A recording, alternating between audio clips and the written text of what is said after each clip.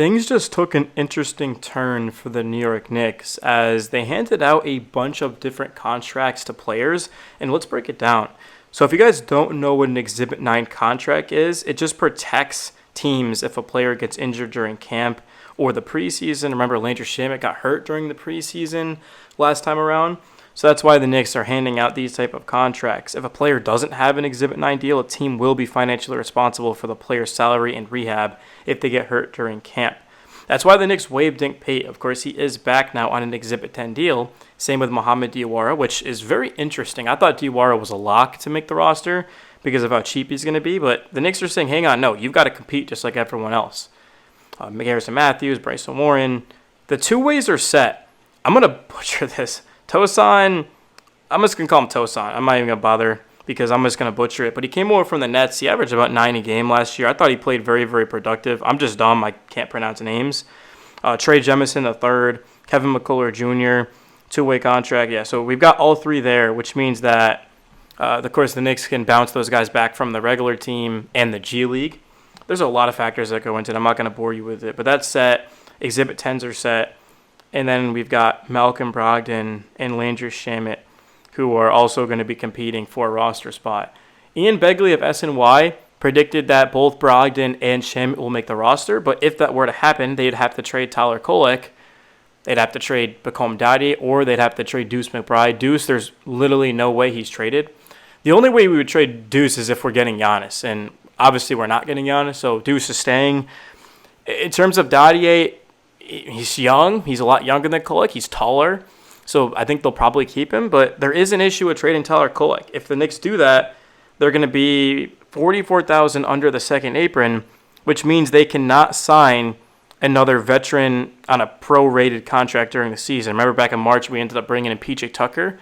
Not to say that the Knicks are going to do that again, but having the opportunity is massive, especially if somebody gets bought out. I'm just using a random example, but let's say like Kevin Love was having a very good season, and the team he joins isn't really playing well, and he gets bought out, and he comes to the Knicks on minimum. But given that the Knicks have already brought in Yabusele, Clarkson, Shamet, Brogdon, what are the odds that they'd even do that? So I'd be leaning towards moving on from Kolek, because if you look at the Knicks, they have Deuce, Brunson, Clarkson, and Brogdon. There's just way too many guys at the guard position for Tyler Kolek to see the floor. I'd get it if Kolek, of course, was much improved, but what we saw in the Summer League, he looked a little bit better, but not by much. Defensive liability, not the most athletic guy in the world, so I don't know, man. I thought, honestly, Kolek behind Brunson would be so good, but I just don't really see a world where that happens. There's also already a team that reportedly has an offer ready to go for Kolek, so the Knicks need to pull that immediately.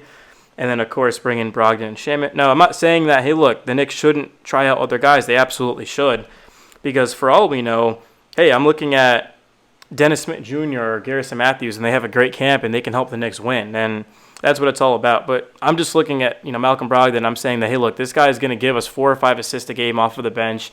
He's going to defend. He's going to shoot the three ball at a high level.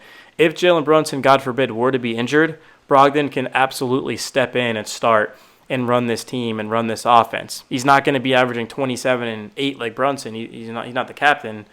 But Brogdon is good enough to at least keep the Knicks above the water.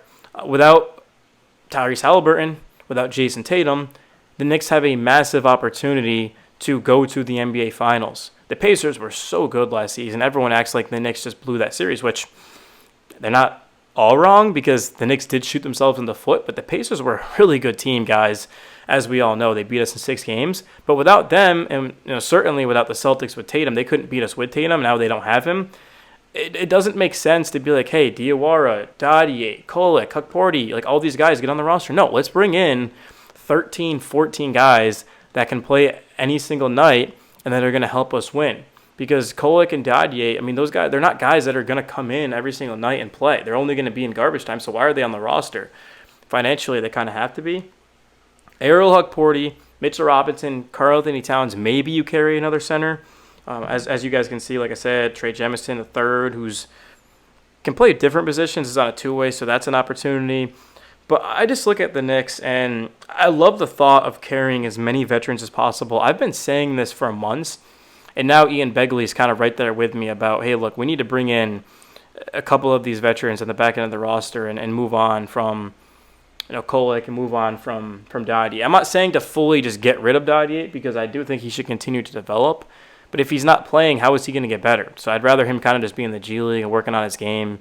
Because Dadier is not efficient. He's still struggling to find a shot. I think he's a good defender. I also think he's a smart player who moves well for his size, but he just has a lot of work to do. He's only 20 years old, so I'm not trying to be too harsh on him. Super, super young. But just from what we've seen, these guys are not ready to compete. And with training camp coming up, we're talking about guaranteed contracts. Brunson, Cat, OG, McHale, Hart, Mitch, Deuce, Yapsali, Clarkson, Dadier, Kolek, and Hukporti. Which means that, 3, 4, 5, 6, 7, 8, 9, 10, 11, 12. 12. I was going to say 12. I didn't want to guess, though. Okay, so there's 3 roster spots. I still think Diawara probably gets one.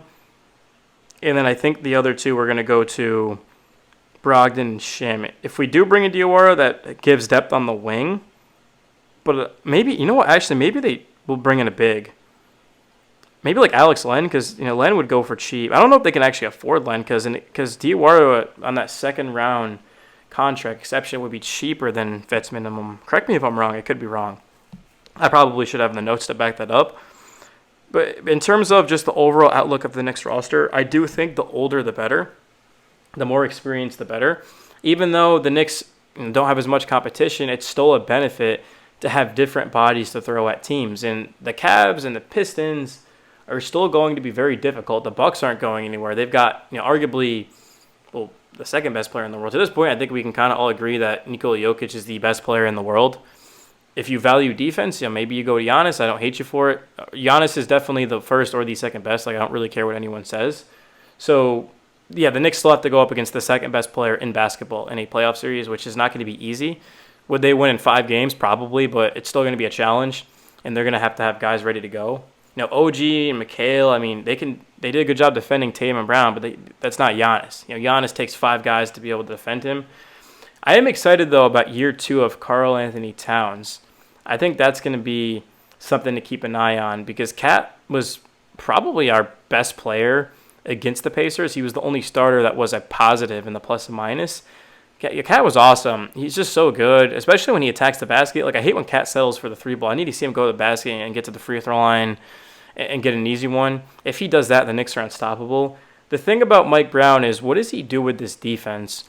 Because the Knicks defense last season struggled periodically throughout the playoffs. It was honestly, at times, unplayable to have both Brunson and Cat out there. The Knicks against the Pacers were a positive, with Brunson out there and no Cat. They were also a positive with Cat out there and no Brunson. So the Knicks won the minutes when one of the 2 were not out there. But the thing about it is, they're out there together for the majority of the game.